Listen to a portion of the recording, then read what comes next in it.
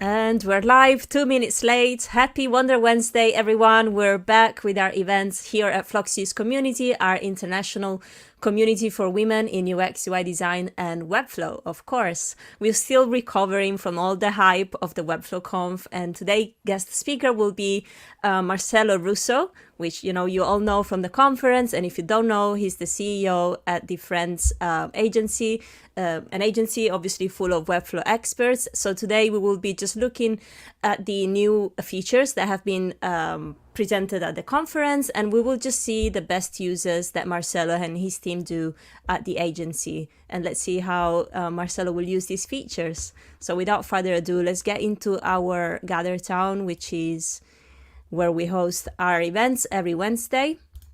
This is our kind of metaverse. We absolutely love Gather. It's such a great space, and it allows us to be all together and feel as if we were all in the same room, even though our community is international and we're all coming from different parts in the world.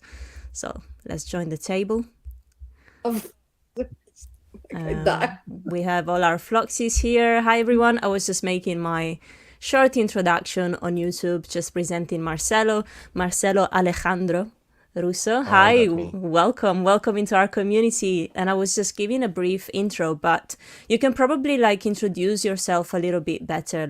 I know that you're CEO at the Friends agency, but I don't actually know the story behind how you started. And I was just saying that today we will probably look at the new features that have been presented during the Webflow Conf and just see how you and your team will make the most of those features for your new builds. Absolutely.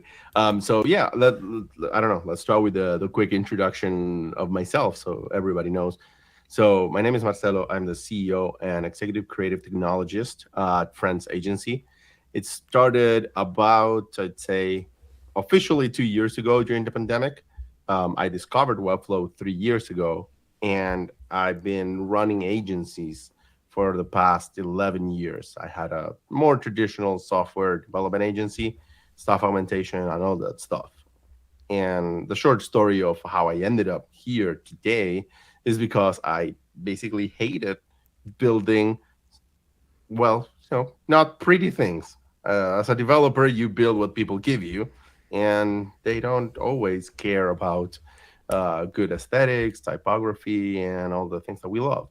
So I never could tell my mom, it's like, hey, look, mom, this is what I do. It's really pretty. I ended up having to use, it's really pretty on the inside, and that's what matters. That's what's important. So about 3 years ago, as I said, I'm done. I wanna build something beautiful that it's beautiful inside and out. So I discovered Webflow. I fell in love with Webflow. It's like, oh my goodness, like all these years doing engineering like a normal human, and I could do it visually. So 1 year later, I decided to scrap basically the entirety of my company and start anew with Webflow at its core and another technology that's called Flutter, which is also awesome, but it's completely a different story. And then the pandemic hit, and the pandemic made it awesome, like for everybody. Like we burned through all our cash, we burned through all our savings in just a few months. And basically, like most of all of us, like we had to start almost from scratch. We had some clients, but I had to go and talk to people in this new world of calls. So I decided to have this new company. I brought in my best friend to help me run with it. He's currently my chief business officer, CBO. We just play with the letters and until we find one that fits better. And then some of you have met my other very best friend, Richard. He's running all the Webflow magics because eventually I was not the best at Webflow. He is the best at Webflow.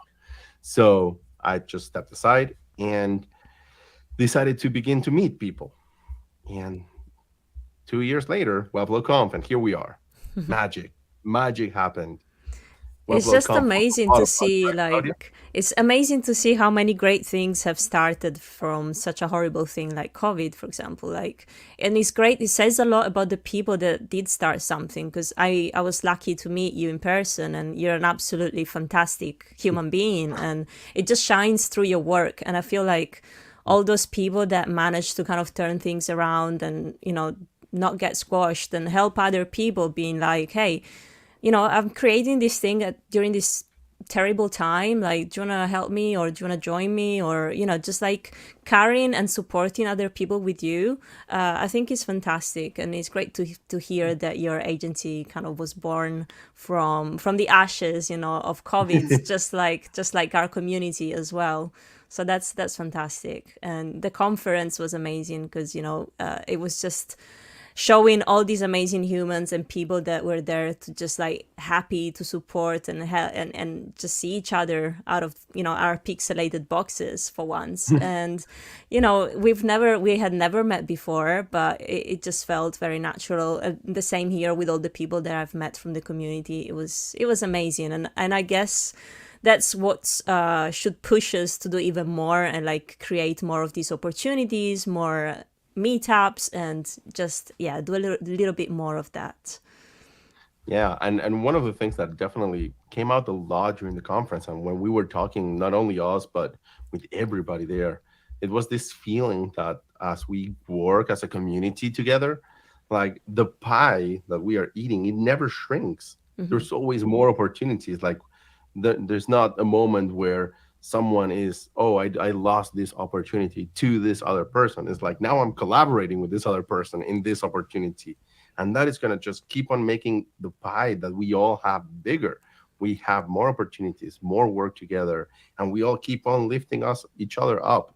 So That's great. I love that you're yeah, using the pie I'm a metaphor. foodie. Yeah, I on our website I was like, tech is such a big cake and everyone can have a bite of. That jokes, Vlad, always in our hearts. But yeah, I agree with you. There's enough resources out there. And for us as communities, we need to be the viable means for people to reach the resources and make knowledge accessible to all. So yeah, that's incredible. Let's do more of that during the year for sure. Oh yeah. And talking about your developer background and then switching onto Webflow, did you notice like a massive improvement in your performance, like in your time? Like, did you speed up the process a lot? Was that like a clear, win? Yeah, definitely. It was different, right? Because after many years of developing code, basically just like typing it traditionally, you get to know frameworks like from the components from Vue and React and Bootstrap that definitely end up speeding up, and you build your own library of pages and templates that you reutilize when you start a project. But in the end, one of the key things that Webflow brought to the table and changed absolutely was the marrying the design portion of it. It was always the design on one end, developers on another, and then they just come together. They bark at each other for a few weeks while like the designer builds something that is really complex to execute. And Webflow interactions actually brought it back to the table and in a way that everybody can work with it. So Hmm. for us, once we managed to understand how to properly work with the interactions, Webflow became a really powerful tool and definitely changed from taking us maybe 2 weeks to do a couple pages to like days, like Yeah. 1 or 2 days to do 5 to 10 pages with animation, with mobile, with CMS. And that was a game changer. Yeah. Once you feel the power, you can't stop.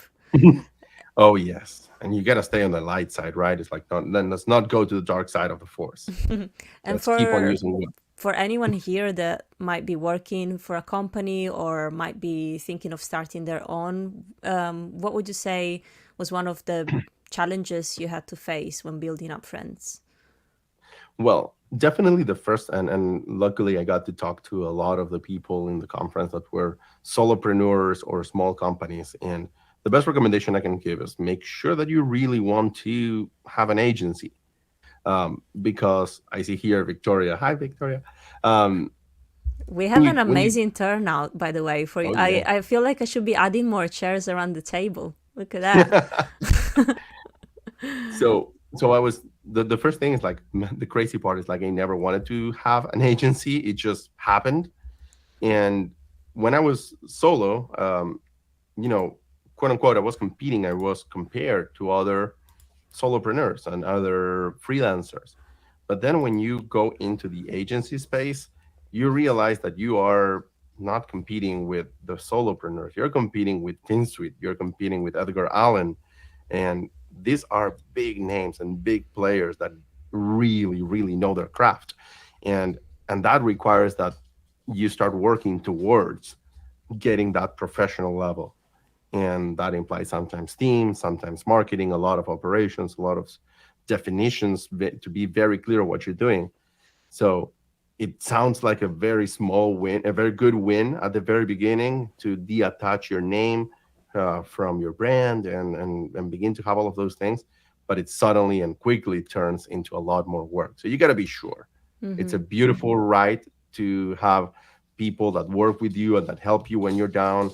That I managed to take a trip to San Francisco and be with y'all thanks to my team, thanks to my project manager Andres, to Ivan that kept the fort going with the future, to well everybody, and basically that was that was the benefit, right? Sometimes you have really good people around you that will lift you up and lift the company to get you to the heights that you need to be. Yeah, so find the right people that best align with your goals as well. And yeah, I don't think it's an easy job completely, because sometimes, people might just try. I mean, that's a great way, like just try it, but for sure it's not an easy job. As you were saying, you look at these big companies or agencies, and it's truly inspiring to see the work they do.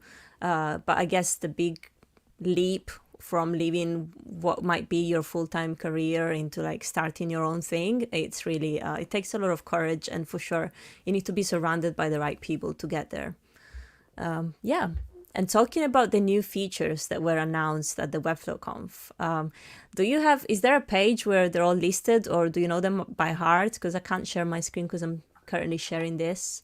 But yeah, I There we mean, go. one of the things that I was saying as well is, the power of Webflow community. I don't know about you, but the reaction of the audience just when they showed the two words variable fonts on the screen, I never, I mean, that was huge. And I was like, seriously? Like, was that like such a big request from the community? But, when you get a huge crowd like that, just wowing at those two words, you know you're doing it right. Definitely, it's Webflow in this conference. I think that one of the things that they did awesome was to talk to all of their client personas, user personas, because definitely the moment where every designer saw the variable fonts, like if they were dogs, they would be wagging their tails. They would be like, "Oh my god, I've been waiting for this all my life." And it definitely brings a lot of possibilities, especially when you think about how to combine it with interactions and how to combine it with performance optimizations. I mean, most of us probably had gone through the process of optimizing a website and found out that every time we add a font into the project, the Google page speed says it's like, yeah, no, goodbye.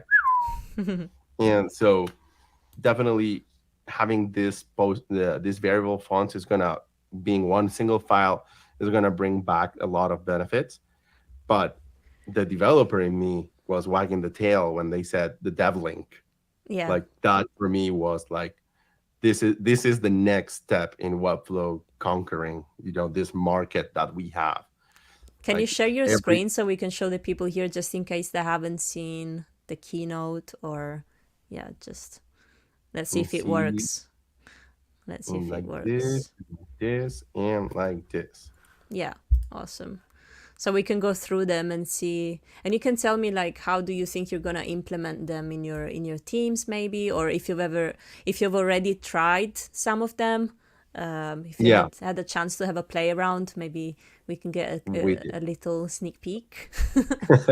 So we did try a bunch of these features. We are, of course, as part of the Webflow Expert program, we get invited to the beta tests, and as the products go into internal beta and closed betas, we get to test them out as they work and provide their team with feedback. And we were lucky to be part of, for example, components. And the components that were previously known as symbols definitely show how awesome it's going to get, and how the community is going to begin to show up, because components, in my opinion, has two sides, right? One is the internal components, that is the evolution of symbols, and the other one is going to be the libraries. That is something that already Finswith is taking great advantage at creating the libraries with accessible components. All of this is going to change the way that everybody onboards into Webflow on one end, and other companies standardize their working processes with it. So for us, definitely we're going to be jumping into the space of creating our own library and our own components on both ends, because we are already in the path of trying to optimize our process. And we all probably done, I don't know, thousands of hero sections and thousands of carousels and footers. And I feel like it's always a good practice to have a baseline of components that you can reutilize, knowing the structure, knowing your nomenclature, knowing your animations and interactions are in place. And then you can fine tune those as the client requested.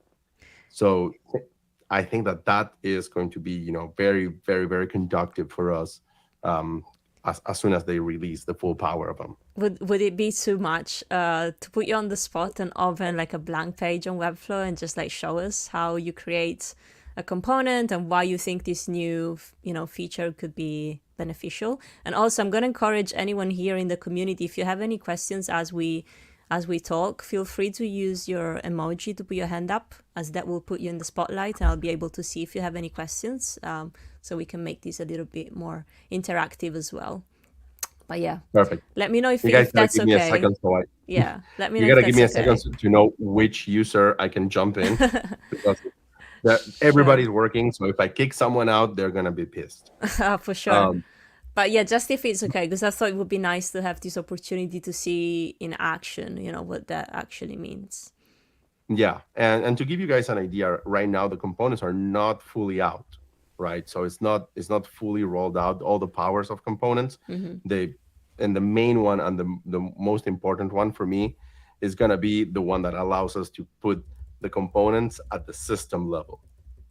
So that way, for example, let's say we are building our core components similar to what we would do with the Reloom library, but that's going to live inside our workspace. So when we have those in place, I think that's where the real speed is gonna come up. And I think they're telling me that I can use Dev 7. So give me a second while I try to pull it up. No worries, no worries. So components and devlink. Why? Can you tell us something about the devlink? Why did you get so excited about it? Coming from a developer point of view.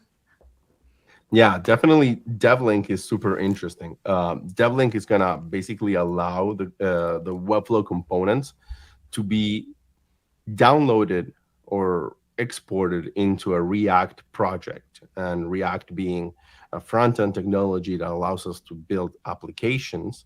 Um, it definitely brings the power of Webflow into the realm of the more hardcore developers. But what really, really got me excited was that the DevLink had the live component. So with that means that I can tweak a component in Webflow and automatically see it updated inside the React project. Yeah, Oof, that's quite that was, powerful. Yeah.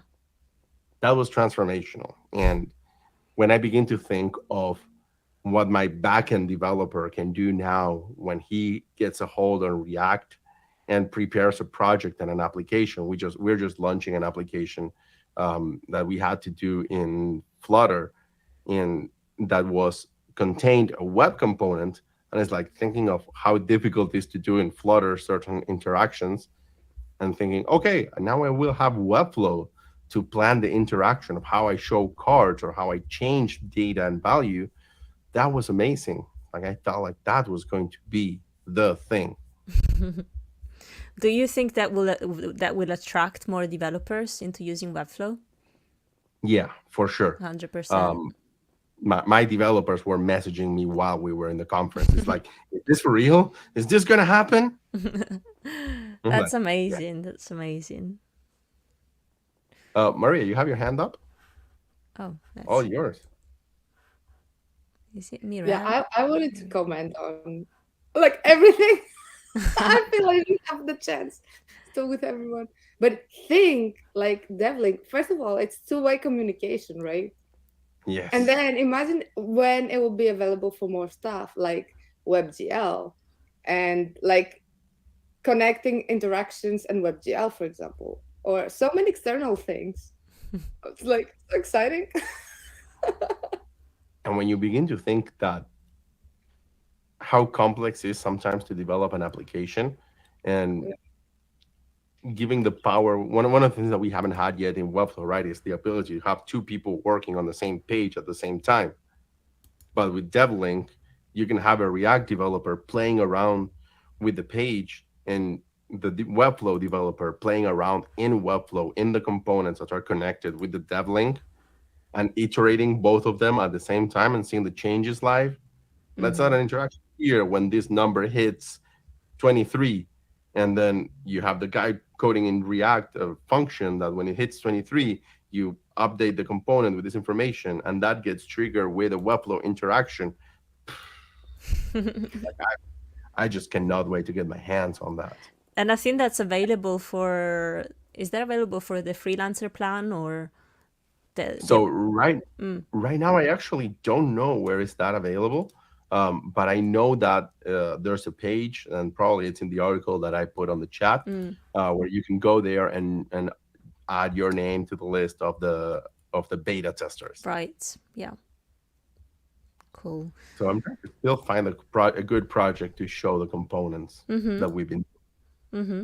Another great thing, I think, it's Logic, because with so many no-code tools kind of developing as much as Webflow, Logic is really important right now because the ability to be able to finally connect all these tools together, I guess, is what will even make it even more special if possible, because right now it's kind of lacking that special feature.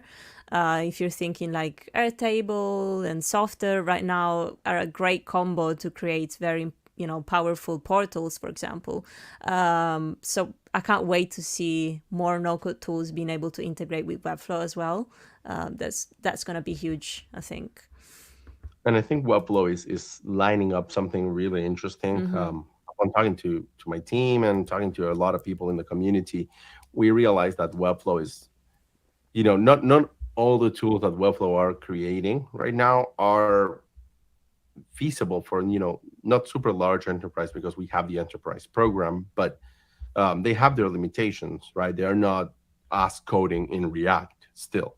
So when you look at what they are trying to do and how they are building it, I feel like they're really truly empowering the people that are working in the beginning stages and the middle stages of companies.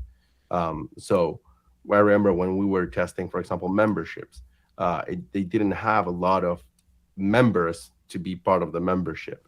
That was a huge limitation for one of our clients, and we wanted to beta test it. And but now they're moving into a higher tier. So by being in that tier, what is going to allow us is to work with membership with more of the traditional clients that are going to show up on our doorstep. Maybe definitely, if right now we work with the future and they have more than 7,000. I think we were talking yesterday, 7,000 members. So it's really hard to get to those huge numbers, but at the same time, the Webflow ecosystem has tools like Outseta that helps us get there. Now, not all the clients need 7,000 members. A lot of the communities are growing and they still need a solution in Webflow, possibly, to concentrate the information and keep it there. So I feel like that's where all of these details that we're doing are that Webflow is putting in place, including logic, are going to be really, really shining, because we think that they are competing against Zapier, Make, Weglot, Relum library, or whatever, and they're not. They're just serving a different portion of the target audience. I don't think they're going to be able to win over Outseta in terms of capacity of building a membership tool, because Outseta dedicates their entire team and effort to be a great membership platform. So Webflow is in another place. Webflow is building tools for us to Yeah. build that. Yeah. And it's all about the case study, like not not always about the tool, but it depends what you need it for.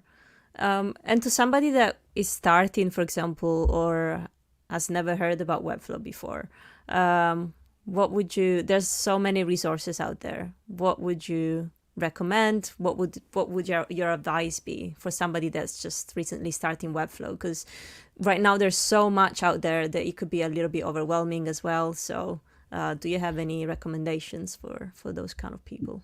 Yeah, for sure. And I'll share exactly what I give everybody on my team. So this is kind of like a mandatory onboarding, regardless on how expert you are. So first part is like go into Webflow and grab all the basics. They have it beautifully separated in modules. Grab all the basic modules on how to actually use Webflow to create the components, the keyboard shortcuts, symbols, CMS creation, CMS features. Go through all of those videos. They are free. They are in the Webflow University, and they're top notch. Second, mega shout out to our very own good friend Ran Siegel. Ran has the Webflow. I think it's the master something. I Masterclass, can't yeah. remember. Masterclass. Yes, yeah. That is definitely the best grouping of all the knowledge that you need to be proficient in Webflow. Um, he goes very, very well and very in depth on the tools, on the capabilities of Webflow, no code and full code. So he navigates all of that really, really good. And on top, his community is top notch too. It's super, super friendly. So taking that course definitely helps us navigate. From there, now the field opens up a little bit more. I would say to anybody that is jumping in, analyze where is your heart lying, right? It's like maybe you're a former engineer like me and you like data. So words has really good has a real couple of real good courses, including Jonepor's, that teach you a lot about how to leverage Webflow CMS and data and advanced properties there. So go there and leverage that. Now, on the other hand, maybe you are more of an animation person. You got to pick a niche there and work there. So if it is animation, definitely Joseph Barry's course is your way to go. That's a master in his craft, and you get a lot of information how to structure these animations inside and make it scalable.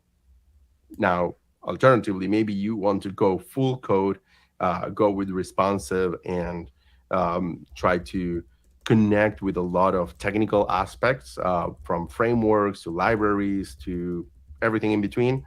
Um, we have the wizards with Timothy Riggs. He has the wizardry method, his own Patreon community and Slack channel is fantastic for everybody that has a lot more knowledge in code. I haven't met Um, him. I've never met the guy. he's amazing. I'm happy to try to make an intro here. Been working with Timothy for about like now 6 or 7 months, That's great. and he. But I cannot not mention, of course, FinSuite, because FinSuite and their attributes and client first, they, in my opinion, they're a little bit more advanced, but I know that they fit very well, whether it is right after Webflow University, or alongside with Rand Siegel, as well as for someone that has already completed like wizardry method and animations and anything regarding CMS, they can go one level up and really take advantage of FinSuite attributes, FinSuite API, client first, which they all will give you a framework. So it's a good framework if you're starting, and it's a better framework if you know what you're doing. The people that are being silly in the chat. Yeah, shout out to the awesome FinSuite community manager. Who's that? I don't know her. No, yeah, I don't know. She, sometimes she's here, sometimes she's there. It's the awesome Victoria. But Oh yeah, it's yeah. amazing. I mean, one of the first advice as well, obviously, join a community, or join more than one, because there's so many amazing people out there that can guide you, just like what we're doing here with Marcelo today, with our events every day on our Discord or whatever community you join, it will be full of amazing, supportive people. So that's one of the first steps as well. You're not alone. Never feel like you're doing this by yourself. Yeah. Yeah, absolutely. And to be honest, I join as many communities as I can. I'm still getting friendly with Discord, and I'm not the best at it. But Twitter is your mandatory place to be. Yeah. But after you dominate Twitter, I love my Slack communities, but I know that there are a lot of other communities that are moving to Discord. Hmm. Um, I'm trying to find. I promise you guys, I'm trying to find a way to love Discord. I'm Well, a that can gamer. be I a don't even separate like that can be a Discord. separate call with me and you. I can show you all the perks of the Oh Discord yes, world. please. As one that I hated both of them, the main difference is that in Discord you can have just one profile everywhere. Otherwise, they're kind of the same. So don't overthink it. Just use it, and you'll be done.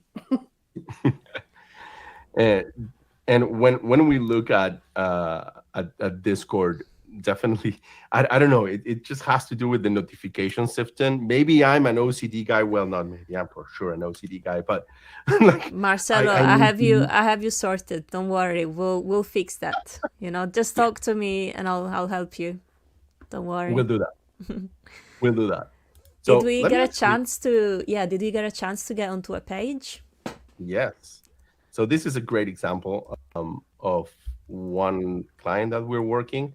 So this is an old version, so it doesn't have all the bells and whistles. Um, but over here, each one of these, as you see, there are different hero sections and different versions of this hero section. So for example, right now, this is not fully leveraging the components, but as you can see here, you have you have the possibility to select here and say, okay, I want to edit the visibility of this component in this instance, right? So it's like, okay, in this instance, I want this to be invisible, right? And that's it. And depending on where you put this, you can make sure that the CSS classes hide this information visibility, so you don't get, this weird blank space over Mm. here.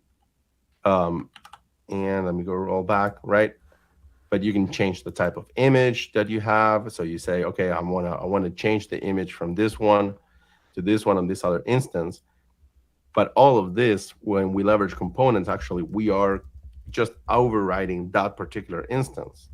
So I create a base component with all the information I need, and then I just go into a different section, a different page, and I say, oh, let me call this section team video component, and I call it there. And I just then need to adjust the visibility of all of these elements, right? Sorry, there are a lot of them, so this is taking a little bit longer to refresh. But it's like then you can edit the text, the visibility, and everything over here. And this is just the very basics, right? So this is within one project where we have a couple symbol pages because it became unmanageable to have. Maybe I don't know. Hopefully you guys can see, but it's a very little scroll bar, and we have a bunch of components, and it was becoming, well, unmanageable to have those many in this page.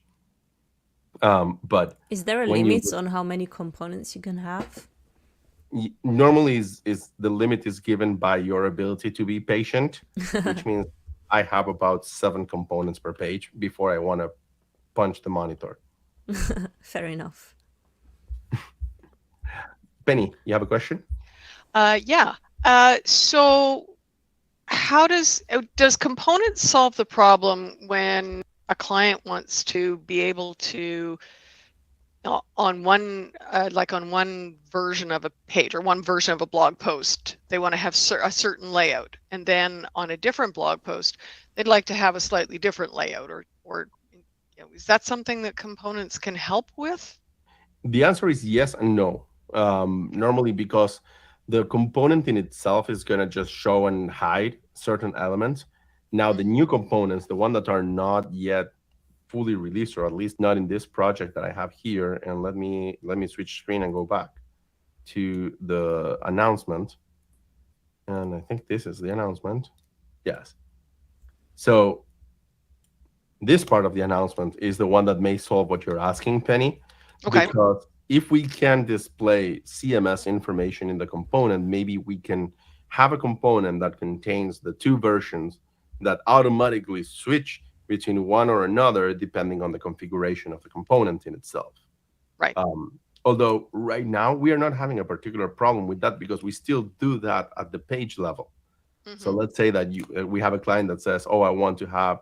If I'm well, actually, let's not say I have a client. We do have a client. The future, we just managed to unify all of their blog, all of their content, articles, podcasts, videos, and free resources into only one CMS collection, and we just have a toggle that changes the layout depending on what type of item you have.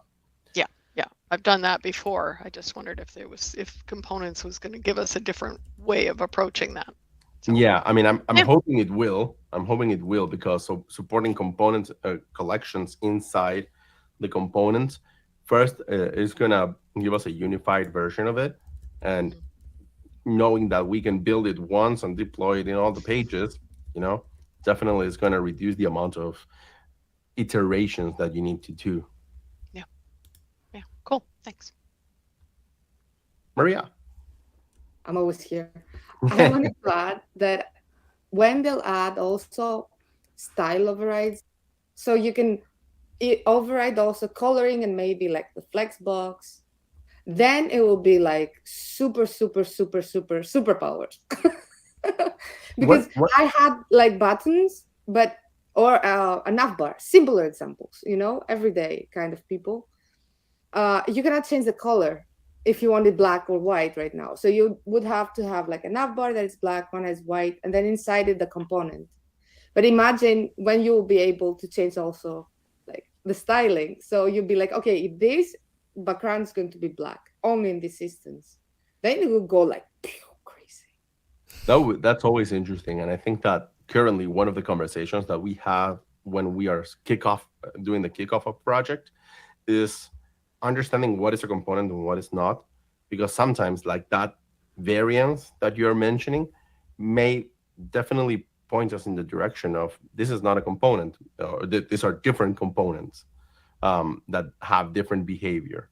And I know that one of the things that we want to do in the near future, and it's probably going to be before the end of the year, is understand a lot more how are we leveraging both our components, Webflow components and Webflow libraries, and Reloom library to standardize the interactions of these components between each other.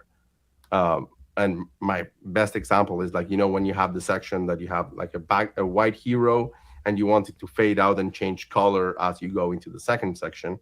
How can I do that in a component and have an interaction tied to it that regardless of the color that we have before, it fades in with that color as it goes into in scrolling to view. I want to make sure that that is something that can be done.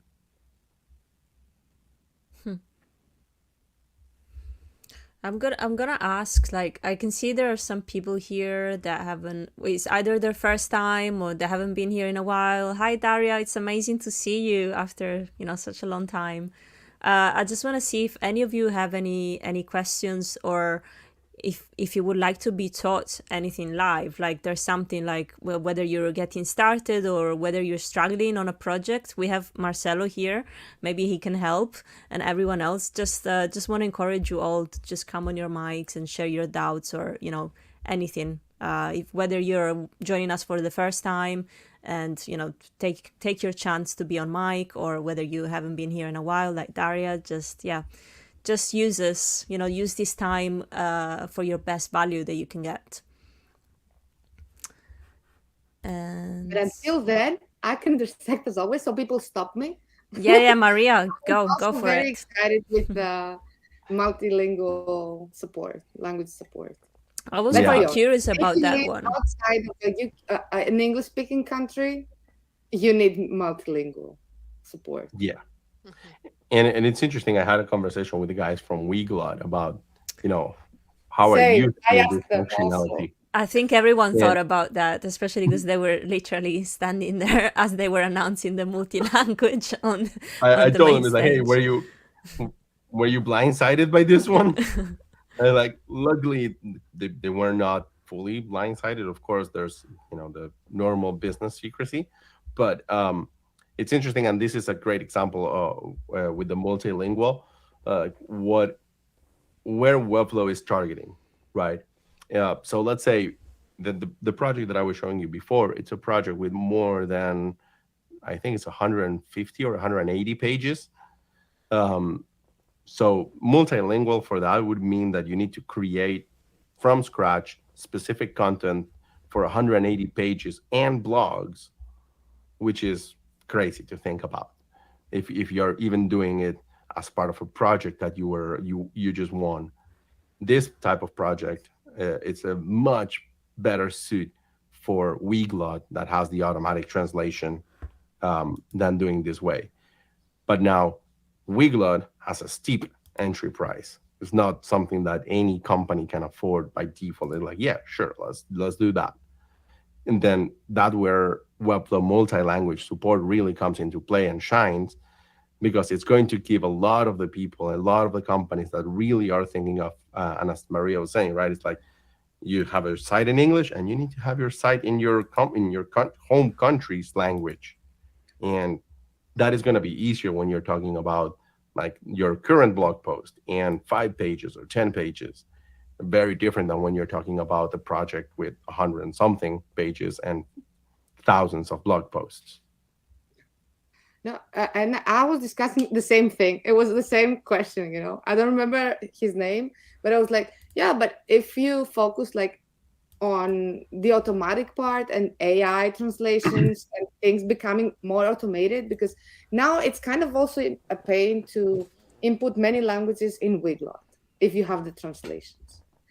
But as the automatic translation becomes better and it gets an easier way to implement stuff, you're not going to go with Webflow for bigger projects. You know, it's like, it doesn't make sense. You want to work fast and for you. So yeah, but it's like as Carmen was saying, it's like I think that they are they have a different business model, right? And it's like they empower the companies in a completely different way than what Webflow is going to provide with the multi-language. Yeah. Mm-hmm.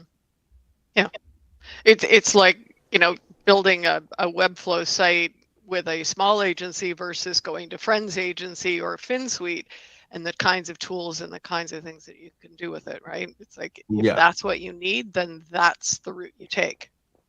Yeah, and like I always give the example of my sister's e-commerce. It's a small thing. She was like, yeah, I don't care about having Greek, for example. I don't care about having an amazing backend for like sales, because I make everything on demand. So she was like, e-commerce for her it's perfect. She's like exactly the person that would use that.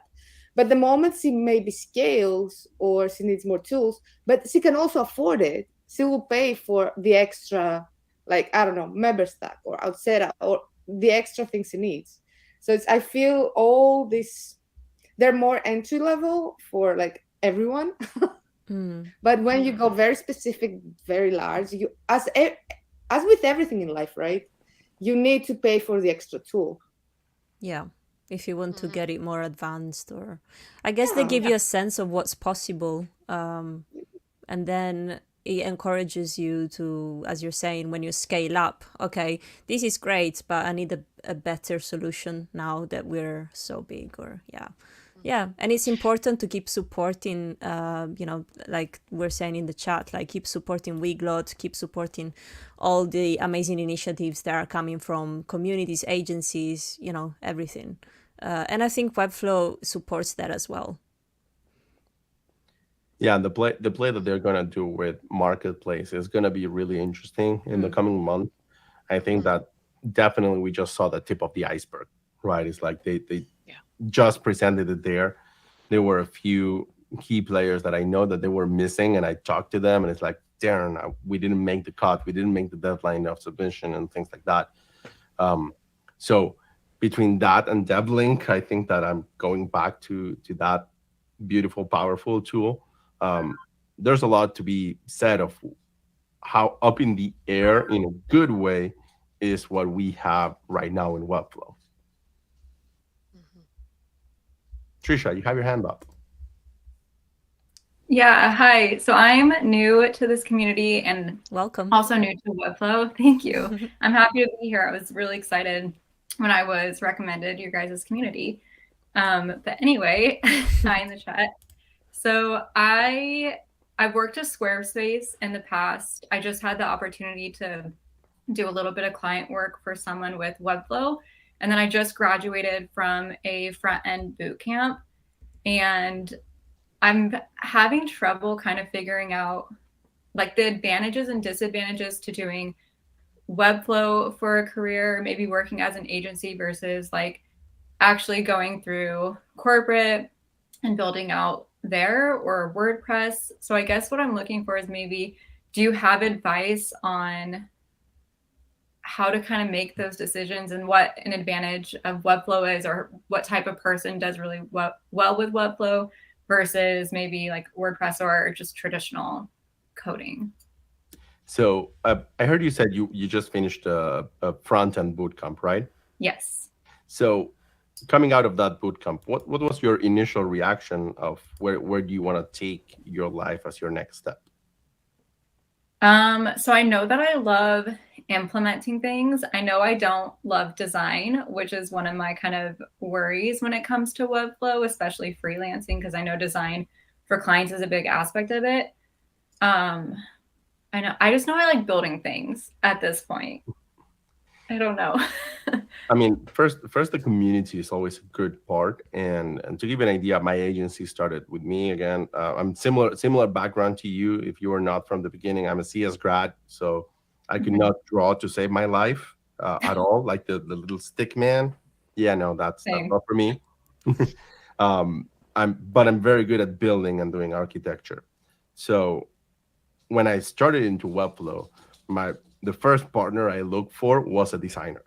Like I need someone to create something that I can just put into Webflow, and that was my introduction to the community. I began to find people that were in the same position but on the other side of the aisle. Right? It's like designers that were like, oh, I like Webflow, I can do things, but it's like I'd much rather still play in Figma.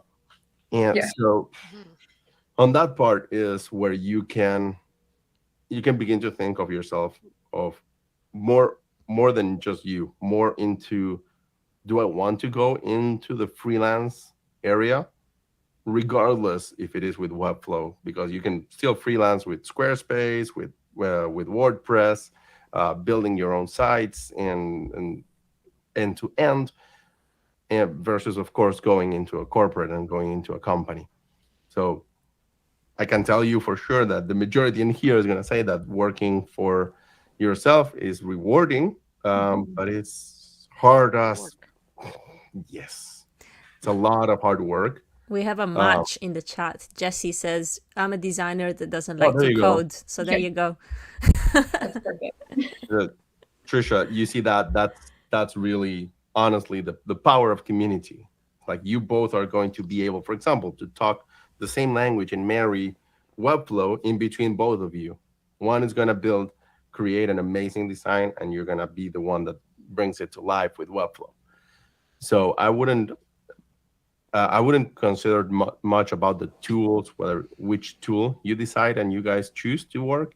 It's more about, are you comfortable with being a freelancer, or you feel more protected and comfortable being part of a company and being part of a team. Right. Cool. Thank you. I appreciate the wisdom. And definitely I'll open up to Carmia, Claudia, all of these beautiful people.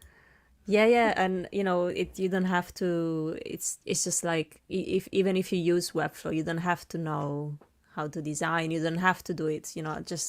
Just supporting what Marcelo is saying. And also in our chat, in our Discord, we have a channel that's called Team Up for that reason, just like for people to connect. And just like what happened here, like there's people suggesting, to team up and partner up is really powerful. Just, you don't have to worry about the design, but what you can do, it's really helpful to always teach your designer, or like show your designer how you're building their design. So then for the next project, I can hear myself twice.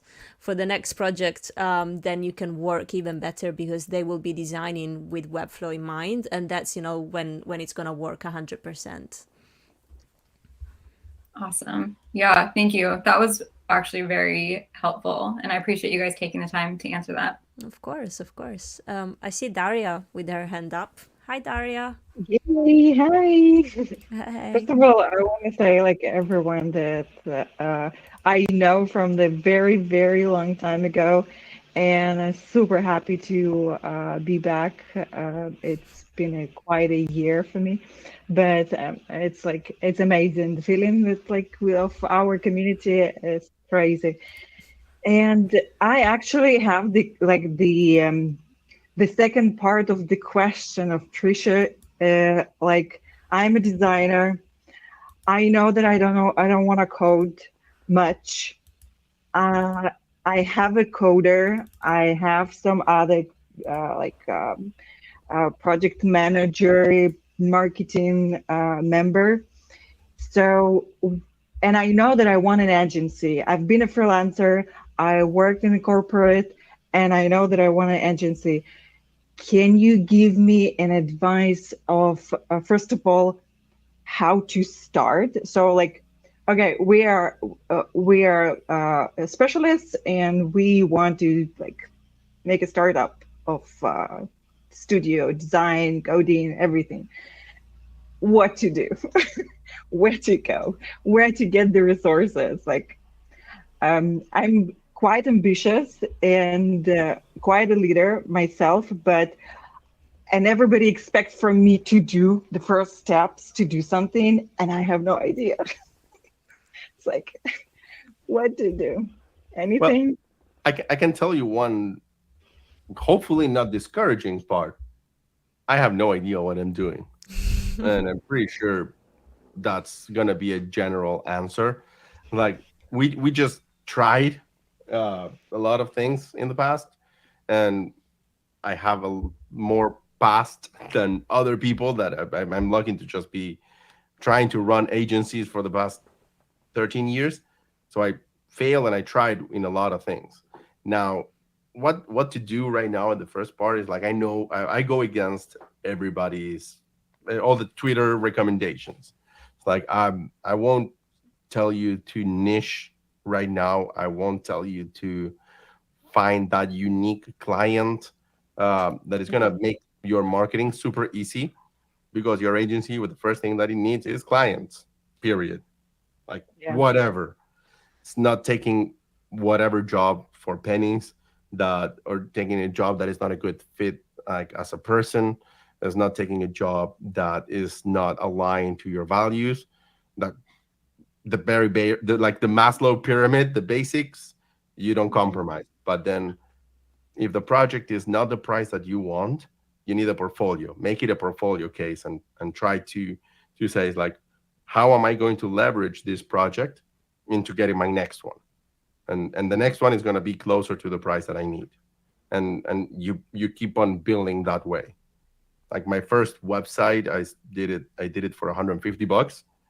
My second website was 500, and then I managed to convince my wife and her organization to pay me 1,500 for a system that we recently sold at 120K. Nice. So it's like that's the difference. It's like a what 10x, Great.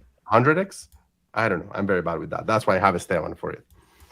So that's it's just a matter of starting up and refining your process. So as you go into the process of building your agency, you build your portfolio and you build your standard operating procedures, like your baseline of how do you do the design, how you do the Webflow, how do you do the client management. And the first projects, you're not going to be able to give the client the best experience because you're learning. That's why you charge a little bit less. But as your processes become more repeatable, that's where you begin to increase your price. Like I already know how to do the branding. I got this. It's like you're gonna come with me with any problem, and I know I'm gonna get you in 2 calls, 1 hour each. We're gonna talk about this. I'm gonna give you a mood board. I'm gonna give you these ideas, and you're gonna get these results. And it's like boom, you know that. You practiced it. But as you begin to get clients, that's where you begin to think of your niche. Right. once you know, it's like we are, my previous agency, the one that I was running for 11 years, we never niched. It's like it was with literally one of the problems virtues that we had is that we, since we were staff augmentation, we could do whatever technology we wanted. I just need to go find the people. It was harder to sell, yes, but there was a lot more conversations. Now with Webflow, it's a little bit harder to find clients, but it's easier once I have good Webflow projects to say that I am a good Webflow developer. So eventually you'll find it. Right now we are very good at doing e-commerce, e-learning platforms, and we're very good at doing event platforms. I don't. Maybe we'll niche next year. Maybe we'll have a sub branch that's niche, but I don't feel a rush to do it. I would also add that having a structure is really helpful and important. So if you feel like you don't know what you're doing, try and put down on writing, like have a task management tool, like what is the project that I am approaching. Bye, Penny, I see you waving. What's the project that I'm trying to work on, and how can I tackle that? And then you just put it into phases, right? Phase 1, phase 2, phase 3, so that you can have a structure and a kind of roadmap for yourself.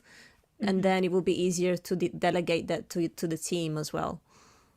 Yeah. And there's a lot of tools that, we can recommend, like Notion. I use Notion. You can even just use Slack or whatever messaging tool just for yourself to remind yourself, okay, today, this is my to-do list for this project. And then starting from that structure, you can scale up, and then for the team, okay, this is for me. And now for the team, what do I need from them?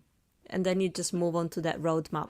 And as Marcelo is saying, that process will be refined. The more projects you do, that you will start from the same structure, but you'll improve it as you go and as you grow. But if you're there, it's because people trust you, and you should trust yourself as well. And you will find a way. You don't know where to start, but you're there for a reason. And I'm a true supporter of you, Daria. You've always known that. And I've always heard you saying, I don't know what I'm doing. But, you are getting places because you're, for a reason. So believe in yourself as well. Yeah, definitely. I have to second that, what Claudia just said, because it's like, yes, we don't know what we're doing. There's no one recipe for success at all. And every time I think I have a recipe, literally the next day, it's just like out of the window. Yeah. But don't forget to turn around and look at the road that led you to where you are right now, because that normally is a very interesting one. And it's like, well, I don't know how to do what is going to come next, but I'm not at zero. I know a lot of the things that are that on how to do stuff in general. And a little shameless plug, guys. Anybody that wants a lot more support in terms of how to start their agency, thefuture.com. I just dropped a link in there. Yes, shameless plug, because I work with them, but they have a fantastic program that's called the Future Pro Group that is more for creatives that are building their own creative agency. So it's not necessarily Webflow oriented, but they have a great support group, a lot of great tutorials. I don't. Was it you, Maria? Though no, someone else was talking about their Notion template product. They have a lot of products to help everybody that is starting up. Let's get the intro going, because I've been trying to reach out to them, and they're hard to get. They're hard to get. Oh yeah. Well, Chris Doe is hard to get. Yeah, expensive to get as well. Oh yes. But hey, you get a little version of it. Yeah, an amazing one. We have one last question from the YouTube, from Dimitris. Hi, Dimitris. He says, Marcelo, as an agency yourself, do you get or seek also projects from other agencies that they are trying to outsource? 1,000%, and that's definitely the strategy that is gonna be part from Q4 right now, and probably take us up to Q2 of next year. We are looking for bigger agencies. We are working with bigger agencies than ours to grow, and I'm not the best salesperson to go door to door, so I'm learning on how to do that more effectively. So working with another company, it has multiple benefits. Like internally, you learn the best processes. You learn how somebody that is currently in a better place than you, how they're doing it. Like they have more team, they have more processes, they have less processes, they're more flexible, they're less flexible. You'll get a lot of information and firsthand knowledge by just being there. Then, second of all, they have a sales team, and probably you won't at that initial point. So, working with another agency is going to give you a possibility to have a pipeline of projects that come to your hands. Now, it has its downsides. Not all the agencies are going to work exactly like you want to work or the same way that you want to work. But hey, it's a great place to start. It's a great place to help you grow. Awesome. Well, thank you so much, Marcelo. Before we wrap up, what are your goals for the agency, for yourself? Like, for what are your New Year resolutions? Because I don't know if I'll get to see you before Christmas. So I always joke because, but like, my agency objective is to not starve to death. Like, it's very basic. It's like very low level Maslow pyramid. But I think I need to be more, active into thinking of what's our goal. And of course, we have a financial goal for 2023 that we want to achieve. But I will always put the team first. So what I want for my agency next year, I want to see people taking vacation, like 2 weeks vacations as they should be taking. I want to see Richard build the amazing ideas that he had in mind as he was screaming at me through the Webflow conference. It's like, we have to do this and we have to. It's like, yeah, go build that stuff. And I think that my goal is to find good ways to work with FinSuite, Edgar Allan, and 80/20. I want to partner with these guys somehow. So I'm going to put it there in the internet, in the universe with you guys, because it's like, this is the way that Dimitri was asking. It's like, I want to see what I'm not seeing of being a better agency. Mm-hmm. They have nicer and bigger clients. I want to know how they are treating and dealing with these bigger and nicer clients. Yeah, that's really also interesting. A European company agency, like Refocus. We keep forgetting about them. Oh yeah, Refocus. Oh yeah, you're right. Doing a lot of things. Well, let's make an intro. I want to meet them. I don't know them yet. We definitely, as a whole, we definitely need to work. That's our goal as a global Webflow community. Let's collaborate more in the new year. With that goal in mind, I'm leaving the last Wednesday of our Wonder Wednesdays of the month open to co-events with communities. So, just a word out there, I'll create a separate form, but I really want to start having more of this. Like last Friday, we invaded No Code North and it was super fun. So what I want to do is not to invade the communities, but to collaborate and co-host events together. So yeah, let's do that and let's all grow together and keep supporting each other like the beautiful people that we are. Absolutely, yo. And since I wanna just say we can go raid the Edgar Allan. Yeah, is it are they people live now? Sure, Yes. share a link and we can go over there. And I'm just gonna say goodbye to the YouTube people. Next week I won't be here because I'll be in Atlanta, and probably I will be raiding Edgar Allan or Mason. Yes, I was gonna say let's do that. I love raiding. So yeah, but we'll catch you soon for our next Wonder Wednesday, and yeah, find us in the Edgar Allan live because we're gonna go and raid. All right.